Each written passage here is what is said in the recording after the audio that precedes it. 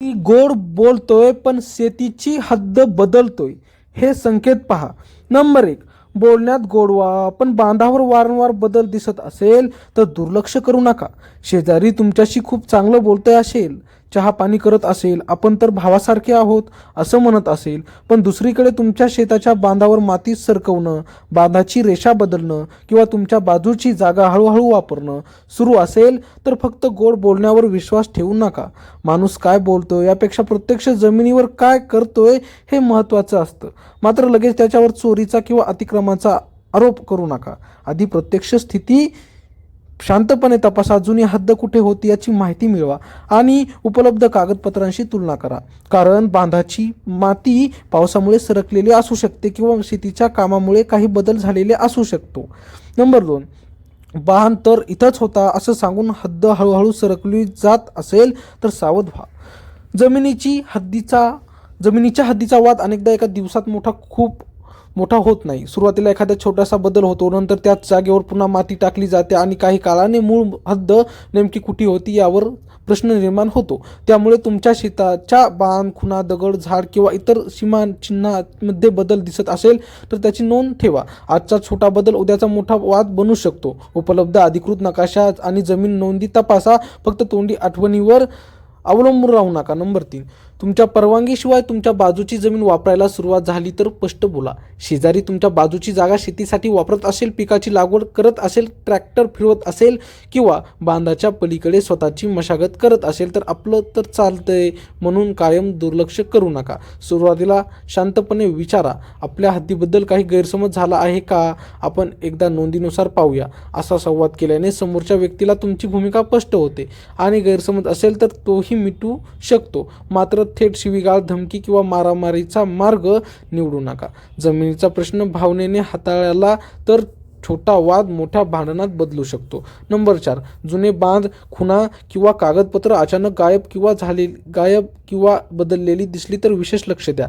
तुमच्या शेताची जुनी हद्द दाखवणारी काही चिन्ह आधीपासून होती आणि अचानक ती दिसेनाशी झाली, दगड हलवले गेले किंवा बांधाची रचना बदललेली दिसली तर त्याची नोंद घ्या. शक्य असल्यास जुने फोटो, कागदपत्र, नकाशे किंवा संबंधित अधिकृत नोंदी तपासा.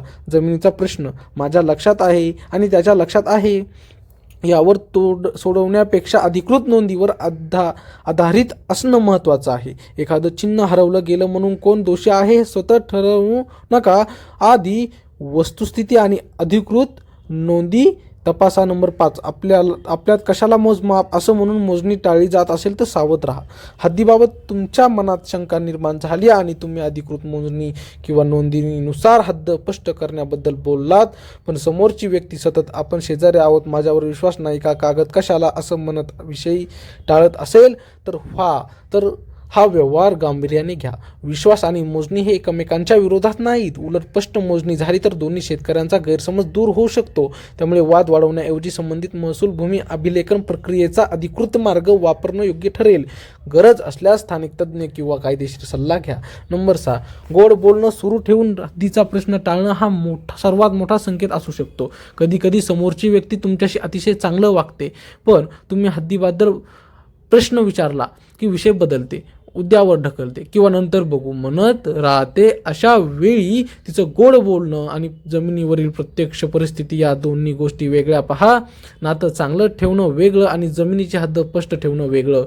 तुम्ही नम्रपणे पण ठामपणे सांगा की आपलं नातं चांगलं राहावं म्हणूनच हद्द स्पष्ट करून घेऊया. कारण आज स्पष्टता ठेवली तर उद्याचा वाद टाळता येऊ शकतो आणि जर प्रश्न अतिक्रमणाचा संशय असेल तर स्वतःहून बांध तोडणे, दगड हलवणे किंवा बळाचा वापर न करता अधिकृत मोजणी आणि योग्य कायदेशीर मार्गाचा अवलंब करा. नंबर 7, पिकाची रेषा तुमच्या हद्दीकडे सतत पुढे येत असेल तर लक्ष द्या.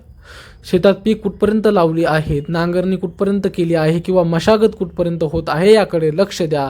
एखाद्या व्यक्ती थोडासा फरक दिसला म्हणून लगेच अतिक्रमण झालं असं म्हणता येत नाही, पण दरवर्षी मशागतीची रेषा तुमच्या बाजूला काही प्रमाणात पुढे येत असेल तर परिस्थिती नोंद घेणं महत्त्वाचं आहे. हद्दीचा वाद अनेकदा हळूहळू तयार होतो, त्यामुळे जुन्या नोंदी, नकाशे आणि उपलब्ध पुरावे तपासून अधिकृत हद्द स्पष्ट करून घेणं योग्य. नंबर 8, तुमच्या बांधावरची झाड, दगड किंवा खुणा हलवल्या जात असतील तर सावध व्हा. शेतीची हद्द ओळखण्यासाठी काही ठिकाणी जुनी झाड, दगड, बांध किंवा इतर नैसर्गिक कृत्रिम खुणा असू शकतात.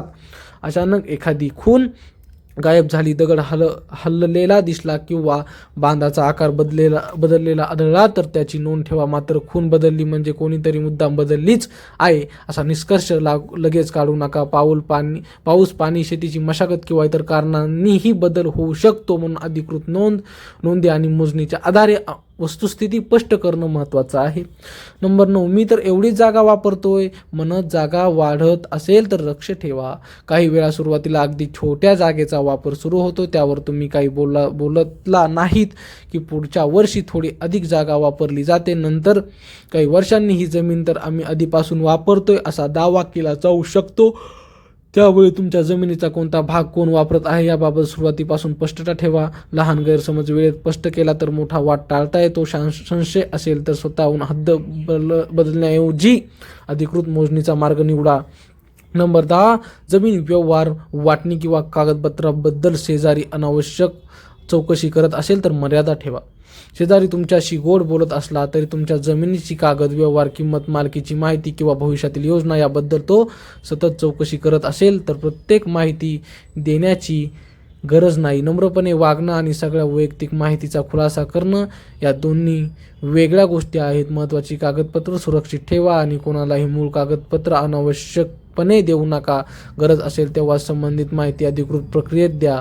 नंबर 11, आपण गावातले आहोत, कोर्ट कचेरी कशाला म्हणून तुम्हाला दबावात आणलं जात असेल तर विचार करा. नातं बिघडू नये म्हणून वाद वाढवायचा नाही, हे योग्य आहे, पण गावात काय बोलतील, आपली बदनामी होईल, आपण आपलेच आहोत अशा भावनिक दबावामुळे तुमच्या जमिनीच्या हक्काकडे दुर्लक्ष करणं योग्य नाही.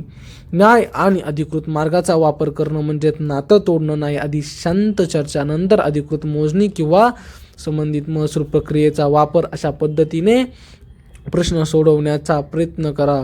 स्वतःहून बांध तोडणे किंवा बळाचा वापर करणे टाळा. नंबर 12, शेवटी गोड बोलण्यापेक्षा हद्दीबाबत पारदर्शकता आहे का ते पहा. शेजारी कितीही गोड बोलत असला तरी शेतीच्या हद्दीबाबत तो स्पष्टपणे चर्चा करण्यास तयार आहे का, नोंदी तपासायला तयार आहे का आणि अधिकृत मोजणी स्वीकारण्याची तयारी दाखवतो का, हे जास्त महत्त्वाचं आहे. खरं शेजारपण म्हणजे फक्त एकमेकांशी गोड बोलणं नाही तर एकमेकांच्या हक्काचा आदर करणं आहे.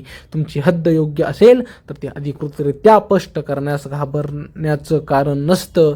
त्यामुळे संशयावरून शत्रुत्व न करता पुराव्याच्या आधारावर परिस्थिती स्पष्ट करा आणि नातंही जपा. एक महत्त्वाची गोष्ट, जमिनीच्या हद्दीबाबत वाद असेल तर स्वतःहून बांध बदलणे, दगड हलवणे, पीक नष्ट करणे किंवा मारामारी करणे टाळा.